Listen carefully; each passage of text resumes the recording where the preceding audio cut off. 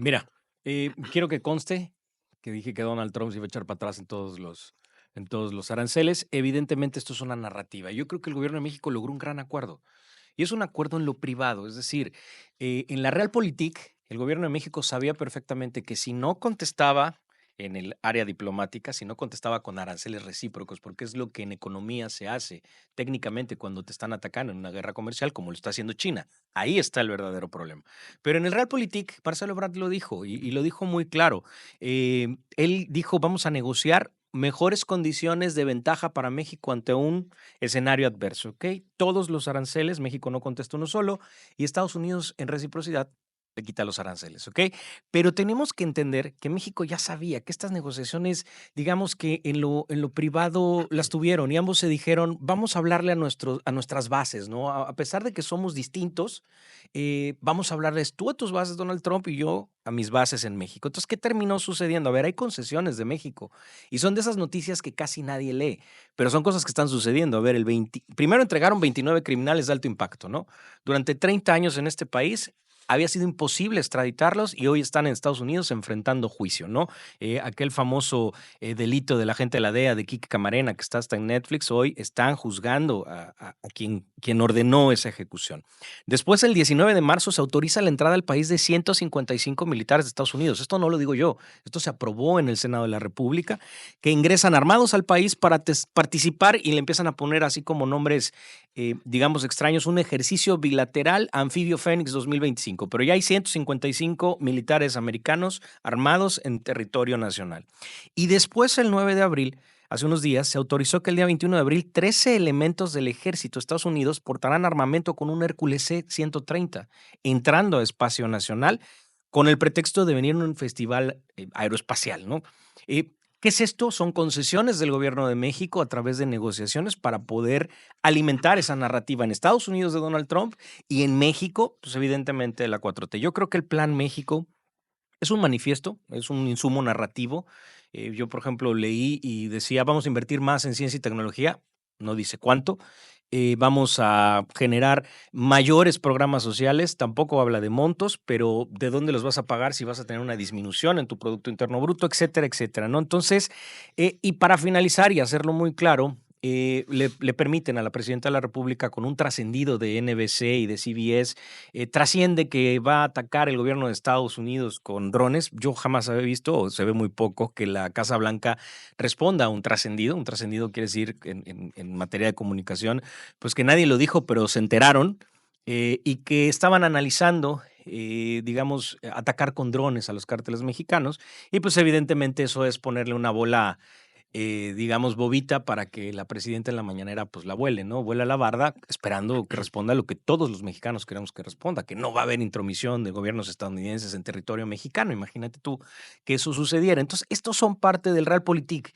Es decir, sí llegaron a un buen acuerdo, sí están negociando con el gobierno de los Estados Unidos y Donald Trump lo dice claro en su mensaje. Yo no fui rudo con quien no fue rudo conmigo. Y el gobierno de México, por supuesto que no fue rudo con el gobierno de Estados Unidos y que finalmente han logrado. En una segunda participación quiero platicar por qué está sucediendo esto y que realmente Donald Trump, su problema es con China. Y creo que el mundo tiene un problema con China en temas de competencia desleal y es ahí donde está el origen de esta guerra comercial que Donald Trump le dice al mundo y que finalmente, digamos que enérgicamente enfrasca con China. Oscar Lara.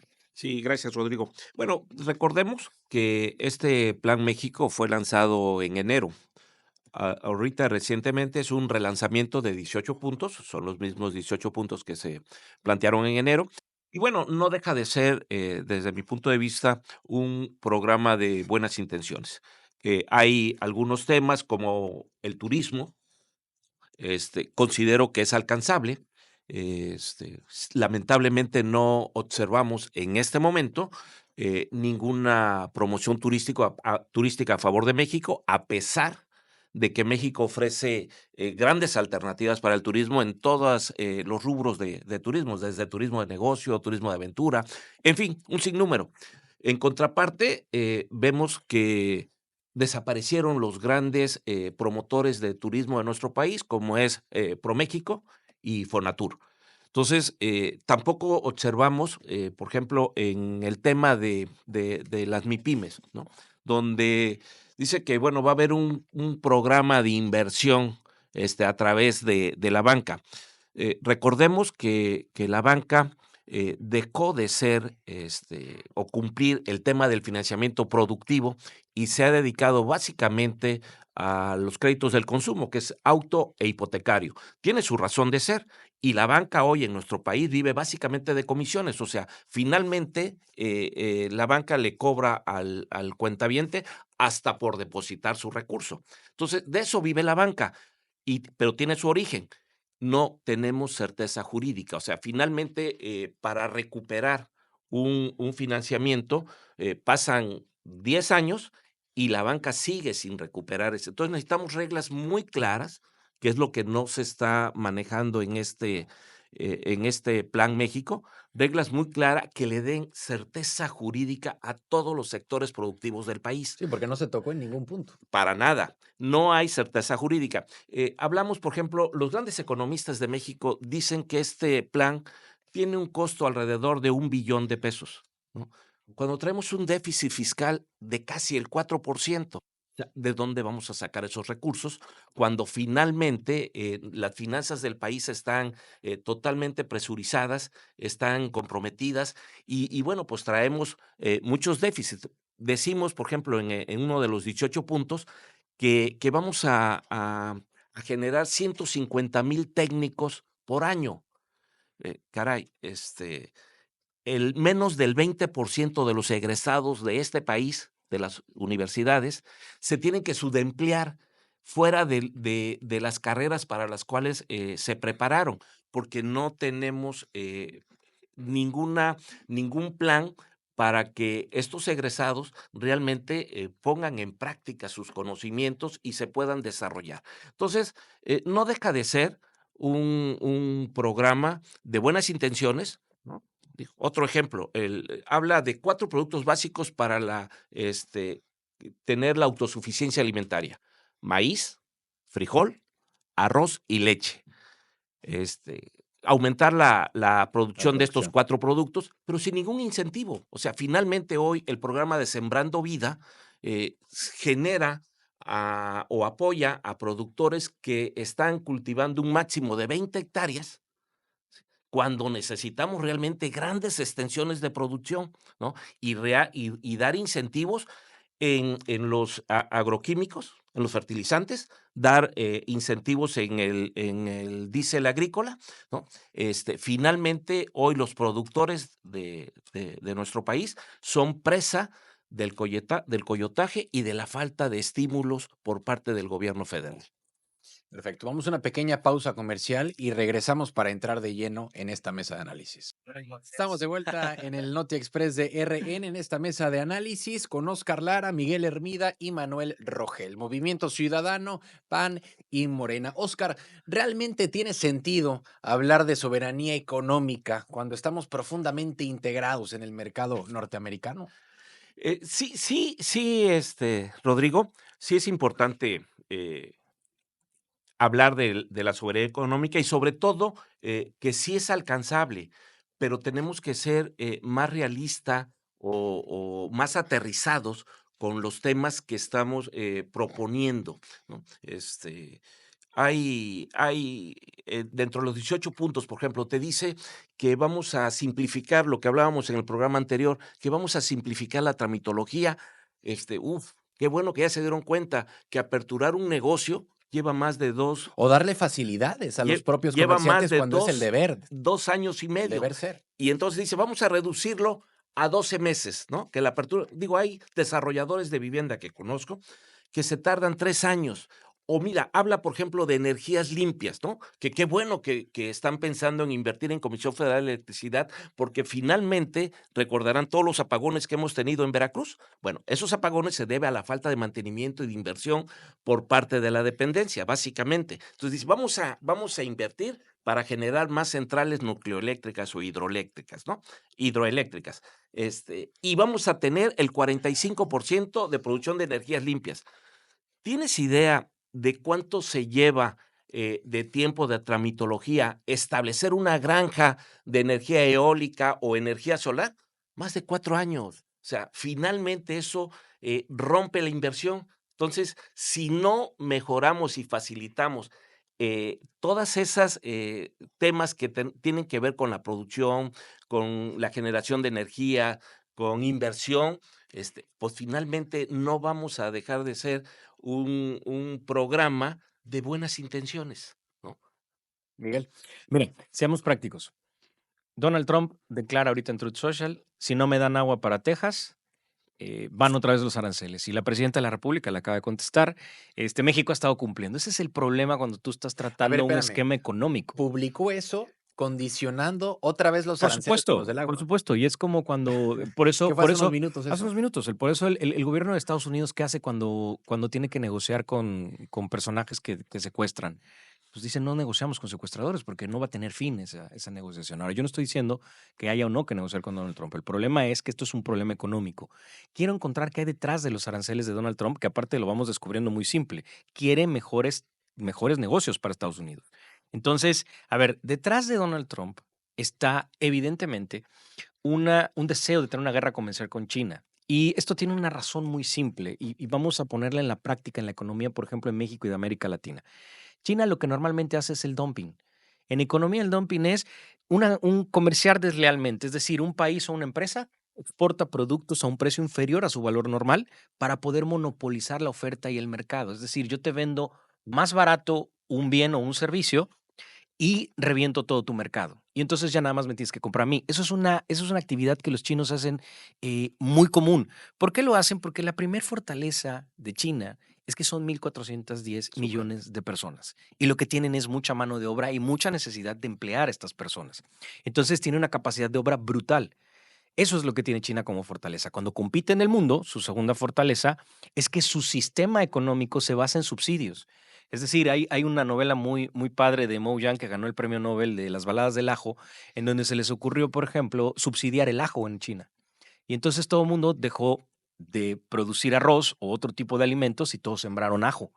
Y entonces, pues tú no puedes comer solamente ajo. Y eso fue lo que sucedió y eso desencadenó una hambruna muy grande en China. China entendió el mundo. Y entonces lo que hoy hace China es competir con su mano de obra en el mundo. Tenemos dos ejemplos muy claros en el sector siderúrgico y del acero. ¿Te suena? Te suena porque Donald Trump es lo primero que dice, van aranceles. Y esos aranceles son para regular un poco los mercados.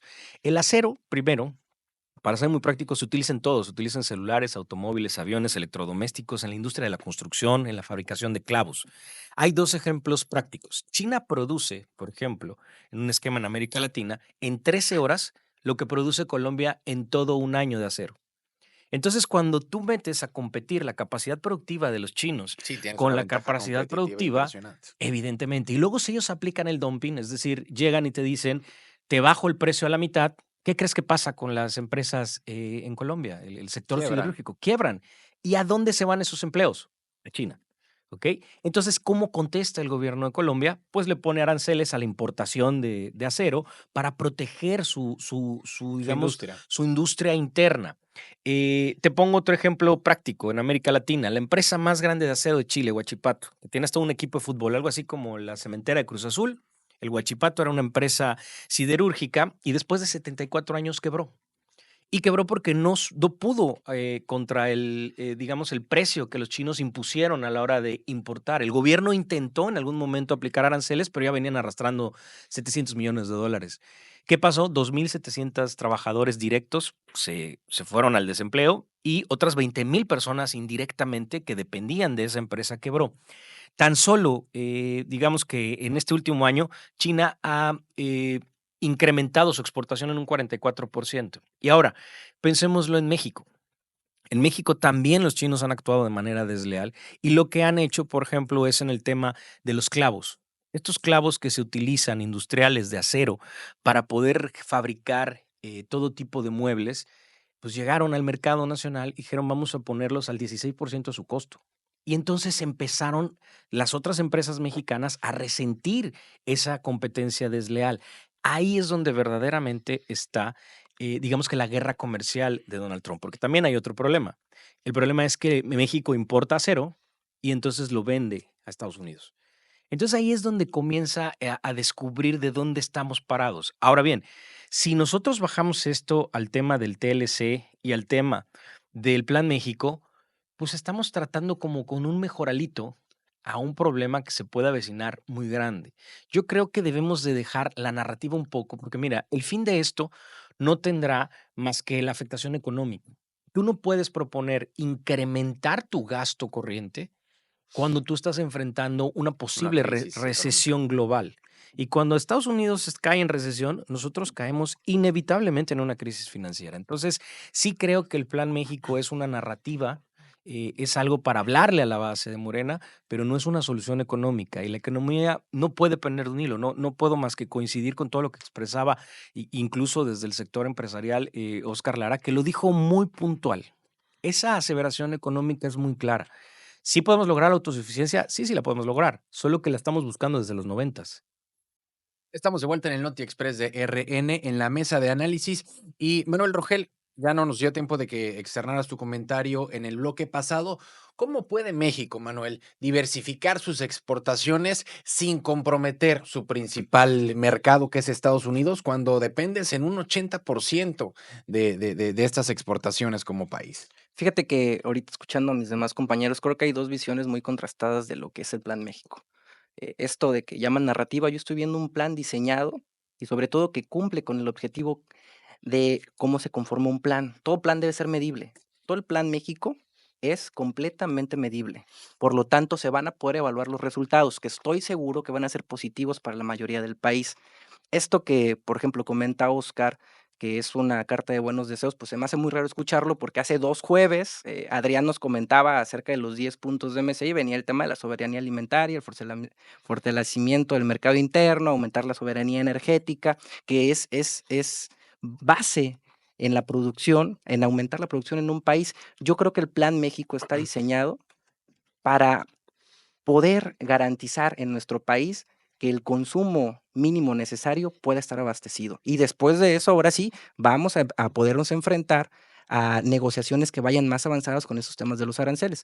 Yo creo que es muy importante que para el fortalecimiento de la economía extranjera, eh, pues podamos diversificar de dónde estamos exportando y a dónde estamos importando. Creo que es base, es muy inteligente hacer eso. Y bueno, yo creo que eso nos va a llevar a un fortalecimiento a grandes rasgos. Oscar. Sí, gracias. Digo, está muy interesante lo que comenta Manuel Rogel. Efectivamente, MC puso sobre la mesa 10 propuestas a través de nuestro senador Luis Donaldo Colosio y coincide en algunos temas. Lo que estamos diciendo, o yo estoy diciendo del Plan México, es que finalmente están hablando de unos montos y unos plazos. Y efectivamente son medibles. Son medibles en los próximos 5 años. Un ejemplo, dice, vamos a aumentar la inversión extranjera en 277,000 millones de dólares. México acaba de pasar del lugar 21 al 25 en inversión extranjera. ¿Cuál es En el ranking, ¿no? en el ranking? Sí, sí, De la pero confianza. ¿cuál es la propuesta que el gobierno federal le hace a los inversionistas extranjeros para que vengan? Finalmente, el inversionista extranjero solo requiere, requiere muchos temas, pero el más importante, certeza jurídica en inversión. ¿Sí? Certeza jurídica es lo que nuestro país hoy lamentablemente no está ofreciendo. Ahora, algo que no platicamos es que este plan incluye trenes como el de la Ciudad de México Pachuca o Ciudad de México Querétaro, ¿no? Pero muchos se preguntan si esta infraestructura llega demasiado tarde para competir con todo este tema del nearshoring, ¿no? Y otros cuestionan si no sería más estratégico invertir en puertos, en aduanas, en parques industriales, en lugar de trenes de pasajeros, ¿no? No es muy tarde, Miguel, el hablar de trenes en un contexto donde China ya consolidó su infraestructura desde hace años. A ver, el Plan México es, digamos que una vista al pasado. Este Plan México es el mismo plan, y no les va a gustar, pero los voy a comparar. Este plan es un plan que en su momento presentó Felipe Calderón cuando en Estados Unidos tenía la desaceleración. Entonces, comencé hablando de uno propio, pero te platico otro. Es muy parecido o muy similar a Solidaridad, que buscaba la autosuficiencia alimentaria. A ver, lo que tenemos que hablar es de realidades. Tenemos que quitar el esquema económico de la narrativa política. Yo no sé si acelerar obra pública en trenes vaya a impactar en la economía, no lo creo. Honestamente, lo veo muy difícil, pero tenemos que lograr que este gobierno cambie de narrativa. No todo es la siguiente elección, no todo es hablarle a su base. También tenemos que ver que el riesgo viene. Y mira, te quiero poner un ejemplo simple de a veces las ironías con las que en Morena no escuchan a la oposición, que siempre tenemos algo importante que decirles. Siempre necesitas a alguien que te diga que estás haciendo mal. A ver, en enero del año pasado, Cuitlavo García separa turismo y cultura. Y la oposición les dijimos, oye, ¿para qué haces dos secretarías de turismo y cultura? Ok, vienen las elecciones, vuelve a ganar Morena y Rocío Nale vuelve a juntar turismo y cultura. Entonces, ese tipo de cosas son las que de repente tendrían que escuchar a la oposición porque hay puntos ahí. A ver, en este momento todos aspiramos a llegar a la autosuficiencia alimentaria, energética, que seamos un país libre y soberano.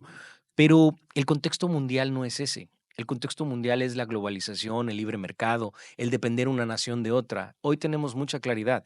El mundo estuvo entre una guerra comercial y los tres países que dijeron, pues sí nos sacamos la lengua, pero nos quedamos juntos, fueron Estados Unidos, América y Canadá, porque juntos somos una potencia económica, solamente por población, por geografía y por todo este mercado que implican los Estados Unidos. ¿Contra qué estamos compitiendo? Estamos en medio de una guerra comercial entre Estados Unidos y China. El problema hoy de Estados Unidos con México es que le guiñemos el ojo a los chinos y también se lo guiñamos a los americanos. Y nuestra posición geopolítica pues nos permite estar entre esos medios, entre esos dos polos. Pero evidentemente se va a tener que tomar una decisión. A ver, vuelvo al contexto práctico. ¿Por qué sí pone 25% de aranceles a los automóviles? 2 de cada 10 automóviles que se venden hoy en México son chinos. ¿Cómo crees que le cae eso a la industria americana? ¿Cómo crees que le cae eso a Ford, Stellantis, Jeep, a todas estas empresas americanas que pierden esos potenciales, digamos, clientes? Ahora, China ha dicho que está estudiando generar una planta en México. Entonces, ese tipo de cosas son las que están en medio y se tienen que contestar con economía, no con narrativas políticas. Yo critico el Plan México desde la perspectiva, una, no se puede evaluar, porque tú no puedes evaluar el impacto en la economía de un tren de pasajeros, porque ya está probado que el tren de pasajeros no es un buen negocio. El Tren Maya hoy no es un buen negocio para este país. Estamos de vuelta en la mesa de análisis del Noti Express de RN. Y bueno, un tema también que por ahí está dentro de estos puntos, un tema así pequeño, pero que también no se sabe a veces el por qué se agrega, que es el tema de Olinia, ¿no? La marca mexicana que fabricará autos eléctricos, que promete 10,000 unidades en 2027 y 25,000 en el 2028. Pero México produce más de 3,7 millones de autos al año. Eso representa el 0,27%, no representa ni el 1% de la producción nacional. Manuel, ¿puede una producción tan baja mover la aguja frente a estas amenazas con los aranceles de Donald Trump? Bueno, a ver, Rodrigo, es que yo creo que estamos abordando mal la pregunta. No es que si puede una producción que va a arrancar competir contra algo que ya está establecido. Creo que eso es por lógica, es contestable de que no. El tema es aquí cuándo íbamos a empezar a hacerlo. Imagínate si le hubieras dicho eso a Volkswagen cuando inició, cómo iba a competir contra otras marcas siendo ella la más pequeña. Yo creo que esto es un paso a la innovación y hay que entenderlo. Si no empezamos con estos proyectos en el país, lo cierto es que nunca se van a hacer. El tema está criticar cuando van creciendo. Es como toda empresa, desde un nivel muy pequeño hasta fortalecerse dentro del mercado.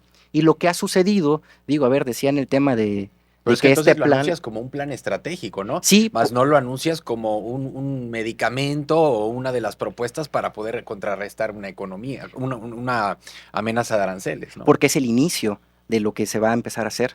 O sea, a ver, hay que entender, y yo lo dije al principio del programa, este plan marca mucha innovación para el país. A ver, en los sexenios anteriores, cuando se quería comprar medicamentos a empresas privadas, se les quitó la cláusula de que pudieran poner una planta procesadora, una planta fabricadora de medicamentos en el país. Eso que te hacía que importaras los medicamentos de otro lado y toda esa derrama económica que se traduce en empleos no se generara hoy en el país. Hoy se está planteando que si se van a comprar medicamentos fuera del territorio nacional, con acuerdo con la COFEPRIS, se puedan poner estas plantas que produzcan empleos y que eso favorezca una cadena de producción completa. Sucede lo mismo con el tema automotriz. Es momento ya de dar el paso. Obviamente no vamos a instalar una planta que te dé una producción de 100,000 vehículos al día, o al mes, como lo queramos ver, si no empezamos a producir y a generar estos escenarios que nos permitan que estas ideas empiecen a fortalecerse.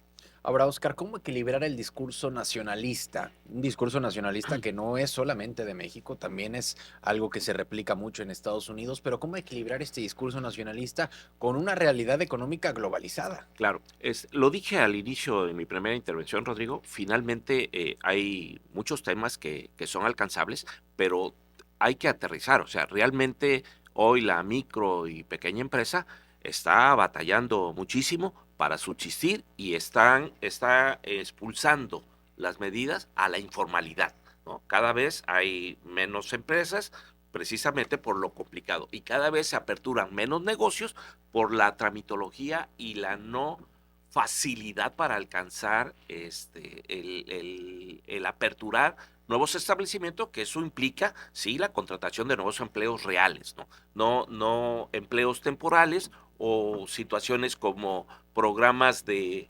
asistenciales que hay hoy en el gobierno federal de Jóvenes Construyendo el Futuro, que bueno, finalmente, desde mi punto de vista, no está cumpliendo su acometido, que es darle experiencia a los jóvenes y precisamente que se generara un incentivo a la micro y pequeña empresa de mano de obra subsidiada, que finalmente ni los jóvenes construyendo el futuro están asistiendo a los puestos de trabajo, porque finalmente ha sido un programa para alimentar la corrupción en nuestro país, para que siga creciendo y los que manejan estos programas del bienestar se sigan beneficiando sin que llegue a los jóvenes. Ahora, Manuel, se habla mucho en este Plan México de aumentar los programas sociales, pero ¿cómo anunciar un aumento de programas sociales cuando tienes en riesgo también una posible recesión económica, en riesgo este posible incremento de aranceles que sin duda impactarían a toda la economía mexicana y ya no estaríamos hablando de un aumento de programas sociales en ese escenario, sino de una reducción?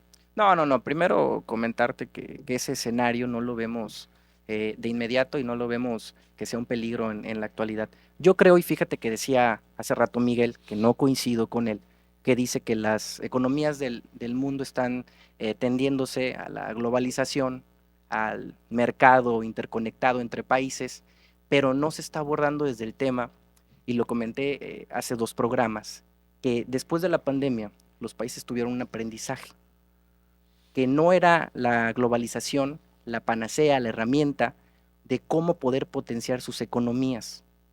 Gran parte de eso empezó a hacerse en el nearshoring, es decir, que permitiera tener enlaces entre los países más cercanos para crear cadenas productivas entrelazadas. Eso, acoplado al Tratado de Libre Comercio que hoy tenemos, nos está permitiendo que no se que este riesgo de aranceles no sea tan punitivo. Estás tan entrelazado el uno con el otro que es darte un balazo en el pie.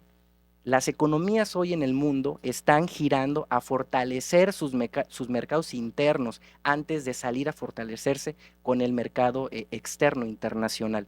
Pero eso Entonces, es pensando positivo, pensando que no va a pasar nada. Sin embargo, este Plan México, en realidad el origen del te Plan damos el México, dato, viene aquí en el mismo plan, a ver, y son datos que se pueden revisar. El ingreso al gobierno federal fue del 19.5% más que en años anteriores, ¿no? Entonces, esos programas sociales están seguros y además son derechos. No lo vemos como una opción viendo el escenario más catastrófico, porque además no sería incluso único de México, sería de todo el mundo, así como el arancel a los automóviles, ¿no? Miguel. Digo, no coincide en el sentido de que la relocalización o nearshoring tiene su, digamos, espíritu en lo vivido por la humanidad, que creo que en ningún momento algún ser humano pensó que nos íbamos a ir 3 meses a nuestra casa sin salir. A ver, la relocalización es precisamente lo inverso de lo que decía Manuel. La relocalización es geográfica. Y te pongo un ejemplo, si tú querías ir a comprar una camioneta Toyota hace unos meses, no la podías comprar porque había un chip que hacían en Ucrania. Entonces, evidentemente, Ucrania estaba en recesión y no tenía. ¿Qué hicieron? Relocalizaron esa empresa que realizaba ese chip y evidentemente lo acercaron a un lugar donde fuera. A ver, tenemos otro dato muy claro. Sin la relocalización, por ejemplo, el iPhone costaría $3,500. Los iPhones se producen en China. Entonces, costarían $3,500 porque todos los componentes de los iPhones los venden en Asia. ¿Ok? ¿ok? Tenemos que ver los suministros. A ver, la siderúrgica, por ejemplo, también tiene que ver un componente. La siderúrgica, a ver, es una aleación del hierro con el carbón y se hace una aleación y entonces hay una cadena productiva desde el hecho de quien explota la mina, de quien trabaja en la siderúrgica y de quien analiza los clavos. Es decir, es toda una cadena compuesta y el mundo está totalmente, digamos, entrelazado. A ver, quiero ser muy, muy claro, sin el ánimo de hacer más que críticas desde el aspecto económico. A ver, México fue dueño de triciclos Apache. El gobierno de México hacía triciclos. Y evidentemente no era un buen negocio para los mexicanos. Y quiero poner dos ejemplos hoy, cómo regresamos en el pasado. El Tren Maya gasta 700 pesos por cada 100 pesos que recauda. Es decir, nos cuesta menos 600 pesos cada 100 pesos que recauda el Tren Maya. Y esos Bueno, ahí son habría que datos, ver también el hecho de qué tanta derrama económica puede generarse alrededor, pero ¿no? no es un buen negocio. En Aunque sí. genere una buena derrama económica, no es un buen negocio. Ahora, veamos Mexicana de Aviación. Ok, ya el gobierno de México tiene a su empresa de aviones y tiene una pérdida de 932 millones de pesos entre enero y septiembre de 2024. Y esos son datos que ellos mismos publican.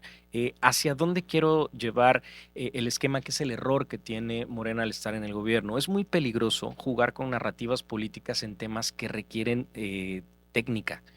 La economía es uno de ellos. Tú no puedes hablar de generar un impulso a la economía a través de inversión de obra pública y a través de generar mayores programas sociales si no tienes un escenario de crecimiento económico. Porque entonces lo que tú estás proponiendo es un déficit, es decir, Más deuda. más deuda y eso tiene un fin. Y ese fin, digo, pregúntenle a las economías en Argentina o pregúntenle a la economía venezolana hacia dónde los llevó ese tipo de irresponsabilidad a la hora de generar una narrativa. Porque tú repites tantas veces algo que parece que sea verdad. Y mira, es tan irónico como que de repente este tipo de tecnopopulismo que está muy de moda logra decir que Vladimir Putin les dice a los rusos que le declara la guerra a Ucrania porque está al frente una persona que promueve el nazismo y Volodymyr Zelensky es judío y sus familiares murieron en unos campos de concentración. Entonces, pero para el ruso común, la guerra de Ucrania tiene su raciocinio en combatir el nazismo. Y esas son narrativas muy peligrosas para la humanidad que hoy tenemos que evidentemente hacer que Morena escuche a la oposición y que nos permita a veces decir que las cosas que hacen no están bien y que no llevan un buen camino. Ahora, Oscar, también se habla mucho en este Plan México acerca del crecimiento del empleo, ¿no? Se habla de muchas cifras, pero lo cierto es que gran parte de ese crecimiento también está dependiendo del propio gobierno, ¿no? Claro. Bueno, digo, la historia nos ha demostrado que el gobierno no es un buen generador de empleo. O sea, finalmente el gobierno lo que tiene que hacer es administrar, generar políticas públicas que faciliten precisamente la inversión y la generación de empleo. Hoy el Plan México nos habla que de aquí al 2030 se van a generar 1,5 millones de empleos. Cuando finalmente este relanzamiento del Plan México se hace con todos los organismos empresariales, pero no ha existido al día de hoy un solo organismo que diga sí participamos en la generación de empleos, porque finalmente no existe la parte que tiene que aportar el gobierno, que es facilitar e incentivar esta inversión para que los empresarios le apuesten precisamente a la generación de empleos. Y es que, a ver, Manuel, ya hablando de la generación de empleos, ¿el Plan México puede ser un generador real de empleos o solo es una reempaquetería con marketing nuevo de lo que ya no ha funcionado en los últimos años? No, a ver, para nada, claro que es un generador de empleos. Digo, a ver, si me pueden ayudar aquí mis compañeros, ¿cuándo se empezó a dar a conocer que se maximizó el programa Hecho en México? ¿Cuándo fue?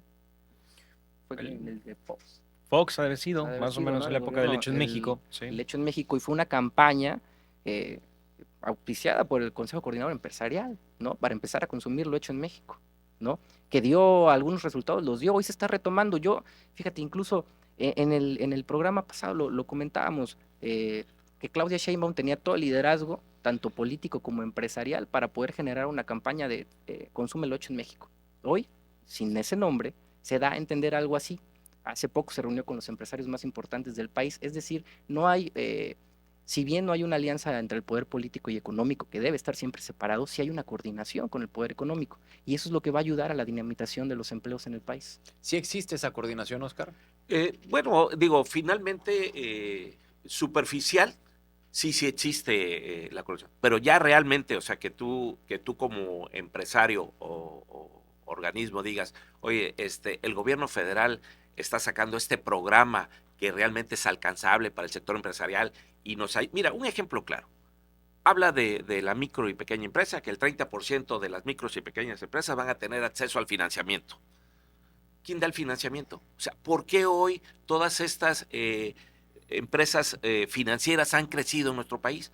Pues porque la banca no está cumpliendo el acometido de facilitar dinero para la producción de bienes y servicios en nuestro país. Por eso es que han crecido tanto estas financieras que además prestan a tasas exorbitantes, muy por encima. Pero hoy la banca, por ejemplo, no tiene un programa que el gobierno federal ponga a su alcance para facilitar la recuperación de su cartera. Ahora, Miguel, si el gobierno presume programas sociales como una solución para el bienestar, ¿no es una señal de alarma que sigamos con bajos niveles de empleo formal y alta dependencia del subsidio? Por supuesto, porque a ver, digamos que el recurso del programa social, que reitero, estoy de acuerdo con todos los programas sociales y me parecen extraordinarios y que sí han mejorado la calidad de vida de los mexicanos, pero hay un pequeño problema. Esos programas sociales salen del sector productivo del país. Y en el momento en que tú no cobras más impuestos o no hay desarrollo económico, no hay crecimiento económico en tu proyección de gastos, pues evidentemente lo que estás haciendo naturalmente es endeudar al país y vivir en déficit, gastándote lo que no tienes. Yo creo primero, y digo así, sería algo así como escuchar hoy a través del ejercicio del poder a Morena, escuchar decirle como a Felipe Calderón, te pareces tanto a mí. A ver, te pongo un ejemplo en perspectiva. El programa, los 5 puntos de Felipe Calderón fue ampliar el gasto en infraestructura para poder estimular el crecimiento. Es lo que dice el Plan México. Sí, con lo de las carreteras, ¿no? Buscar cambiar las reglas en el ejercicio del gasto por parte del sector público. Es el tema de austeridad. Vamos a reducir los gastos del gobierno, lo dice el Plan México. Construir una nueva refinería en el país, esa fue una de las propuestas que hoy ya lo lograron en tiempo récord para poder ser justos. El lanzamiento de un programa de apoyo extraordinario a las pymes. A ver, no quiero hacer este contraste más que explicar algo.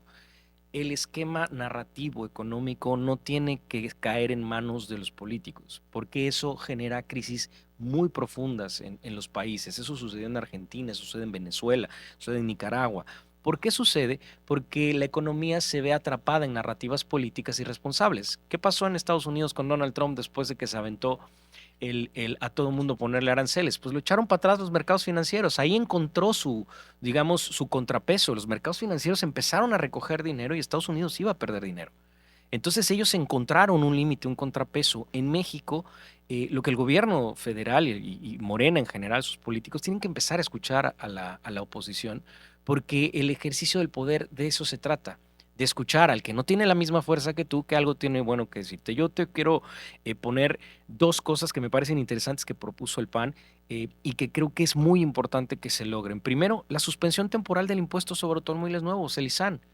Hombre, si la gente está consumiendo automóviles y va a haber automóviles que ya no van a poder ser exportados a Estados Unidos, pues que se compren en el mercado nacional y quítales el impuesto que se paga, que es más o menos el 10%.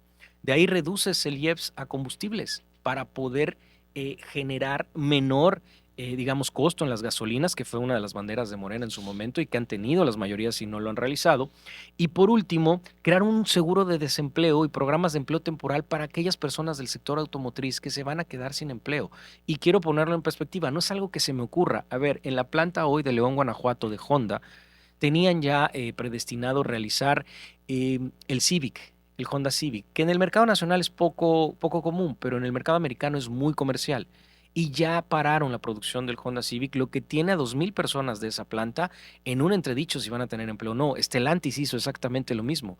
Dijo, a ver, Stellantis, ¿qué produce? Produce Cadillac, produce Jeep, produce todas estas marcas premium que se consumen generalmente en el mercado americano. Dodge, Ram. Entonces, ¿qué hacen ahora? Pues detienen un poco la producción. Un mes ya lo Claro, ya intervino el gobierno mexicano y les dijo, hey, no nos vais a dejar sin empleo.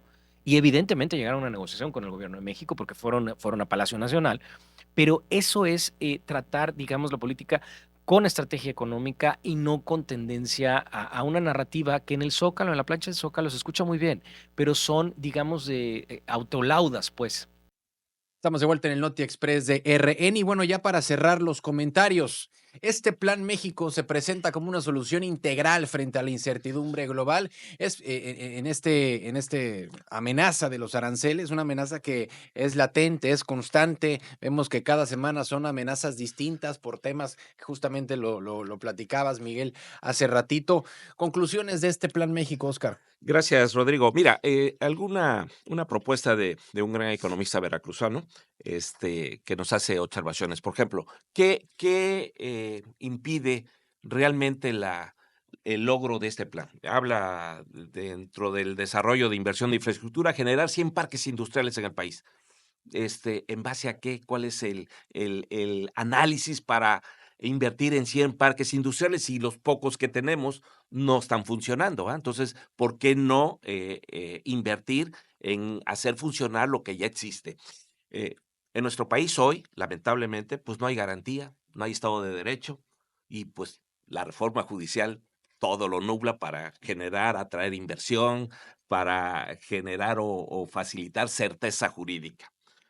La inversión pública para todo este proyecto, ¿no? No hay dinero en el gobierno, o sea, por los temas de los programas sociales. Hoy, lamentablemente, todos los fondos de fideicomiso se han esfumado y se han ido en los programas sociales, que no es malo, ¿no? Solo que están mal canalizados.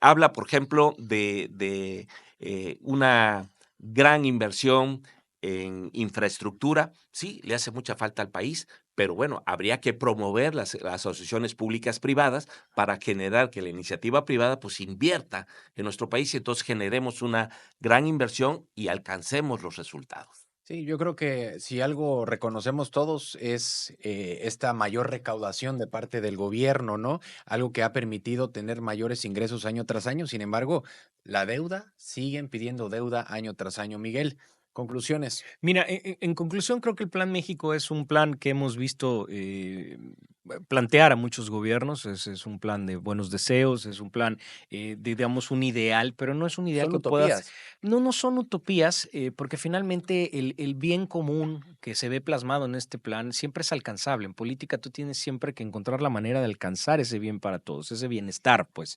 Pero en lo práctico es un plan que no soluciona los problemas actuales de México, no soluciona los problemas del sector de la industria automotriz, no soluciona el problema de cómo vamos a pagar esta gama de programas sociales, ¿Cómo reducir la informalidad? cómo reduces la informalidad, cómo lo que se ve en los datos que finalmente tenemos que cuidar. Y yo creo que en conclusión lo que tenemos que encontrar es que no solamente de campañas se vive, tenemos que hacerle ver al gobierno federal, a toda la cuarta transformación, que lo que le decimos digamos, en la oposición, también existe razón y también hay un México ahí que desea ser escuchado y que tiene cierta razón en este esquema. Si seguimos endeudando al país y esa deuda se va a gasto corriente, la bola va a llegar a un fin. Esa bola de nieve va a tener un fin. Manuel, Bueno, conclusiones pues hoy. la conclusión es que con un gobierno honesto y transparente las cosas se pueden hacer y más cuando hay voluntad de hacerlas. Yo creo que la economía mexicana está preparada para, en el concreto con el tema de los casos de los programas sociales, poderlos seguir teniendo. Ya son derechos en la Constitución y hay que garantizarlos. Creo que hoy estamos viviendo una etapa donde en este Plan México, lo que está plasmado aquí, lo vamos a poder medir. O sea, yo lo sostengo, es medible. Nos vamos a dar cuenta si la inversión en obra pública dio los empleos establecidos o que se marcan, claro que sí. Vamos a ver cómo reacciona la economía en estos años. Vamos a poder visualizar cómo se va a fortalecer el mercado interno, claro que sí, lo vamos a poder medir cada 6 meses, cada año. Es decir, este es un compendio analizado por, por parte del gobierno de México para poder sostener una economía, para poderle darle identidad al país y sobre todo para ser un país libre, soberano, ¿no? Que ese es el papel que hoy está jugando la presidenta de México. Hoy no vemos un México agachón, hoy vemos un México que se pone de cara a las potencias mundiales, pero con una manera de llevar las cosas con mucha cabeza fría y abiertos al diálogo, y creo que eso es muy importante. Bueno, yo creo que el Plan México tiene buenas intenciones, pero más que una estrategia económica sólida, parece una narrativa aspiracional, ¿no? Suena bien en papel, pero cuando uno revisa los detalles, hay muy poco fondo, pocas soluciones concretas y casi nada medible, ¿no? Decir que vamos a producir lo que consumimos, apoyar a las pequeñas, a las micros, a las medianas empresas o impulsar trenes, lo importante es cómo se va a lograr, con qué presupuestos, en qué plazos y en qué resultados, ¿no? El reto está en dejar de pensar en planes que suenan bien y empezar a construir políticas que realmente funcionan. Yo creo que todos los mexicanos debemos de estar unidos, debemos de estar apoyando, pero también hay que tener, yo creo que propuestas concretas, estrategias concretas y enfocarse en los detalles de fondo. Pero bueno, muchas gracias a todos por acompañarnos. Muchas gracias, Rodrigo. Gracias, Oscar, por Gracias, Rodrigo. acompañarnos, Miguel. Gracias, querido Rodrigo. Gracias a todos los que nos escucharon el día de hoy. Víctor Cosgaya en las cámaras, Mauricio García en los controles. Mi nombre es Rodrigo Crosa y los dejo siempre en sintonía.